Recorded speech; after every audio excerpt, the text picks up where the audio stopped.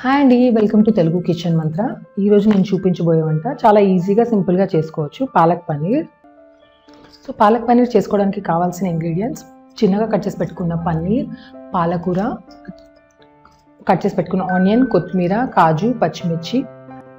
ముందుగా స్టవ్ వెలిగించి ప్యాన్ పెట్టుకొని అందులో 4 గ్లాసెస్ ఆఫ్ వాటర్ పోసుకోవాలి. వాటర్ బాయిల్ అయ్యేంత వరకు వెయిట్ చేయాలి. వాటర్ బాగా బాయిల్ చేసుకోవాలి. ఇప్పుడు వాటర్ బాయిల్ అయ్యేటప్పుడు మనం తీసి పెట్టుకున్న పాలకూర, కొత్తిమీర కాడలు, ఫ్లేవర్ కోసం కొత్తిమీర కాడలు యాడ్ చేస్తున్నాను నేను, వేసి కొద్దిసేపు మూత పెట్టి బాయిల్ చేయాలి. ఒక 2 minutes ఉడికిస్తే సరిపోతుంది. ఇప్పుడు స్టవ్ ఆఫ్ చేసి పాలకూర అందులోకించి మెల్లిమెల్లిగా ప్లేట్లోకి తీసి పక్కన పెట్టుకొని చల్లార్చుకోవాలి. ఇప్పుడు చల్లారిన తర్వాత మిక్సింగ్ బౌల్లోకి పాలకూర, కొత్తిమీర కాడలు, పచ్చిమిర్చి, కాజు, కొద్దిగా అల్లం ముక్క వేసి సన్నగా స్మూత్ పేస్ట్ గ్రైండ్ చేసుకోవాలి.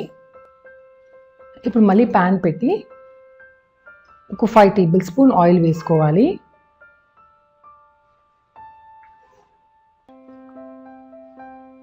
ఆయిల్ వేడెక్కిన తర్వాత 1 tablespoon సాజీరా వేసుకోవాలి.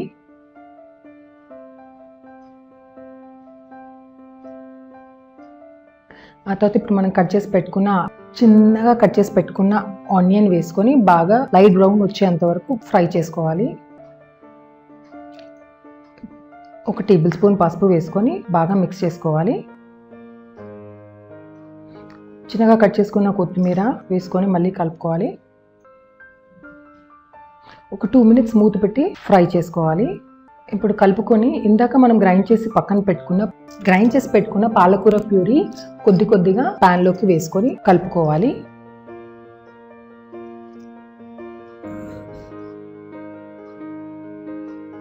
ఇప్పుడు ఒక 3 minutes మూత పెట్టి ఉడికించుకోవాలి, పచ్చి వాసన పోయేంత వరకు.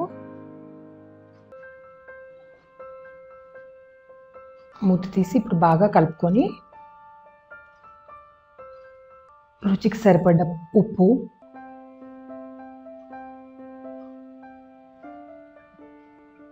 కారం, ధనియాల పౌడర్, గరం మసాలా 1 tablespoon వేసుకొని అంతా కలిసేలా బాగా మిక్స్ చేసుకోవాలి. మళ్ళీ ఒక 2 minutes మూత పెట్టి ఉడికించుకోవాలి.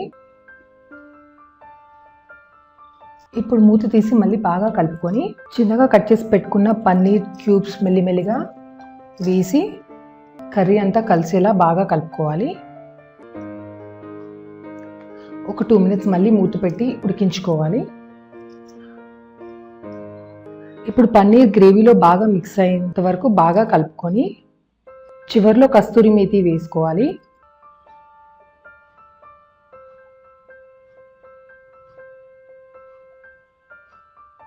వేసుకొని బాగా కలుపుకోవాలి. చాలా సింపుల్గా టేస్టీగా పాలక్ పన్నీర్ రెడీ అయిపోయింది. ఇప్పుడు వేడివేడిగా సర్వింగ్ బౌల్లోకి సర్వ్ చేసుకోవాలి. మీకు కనుక నా ఈ వంట నచ్చినట్టయితే please like, share and subscribe. Thank you for watching.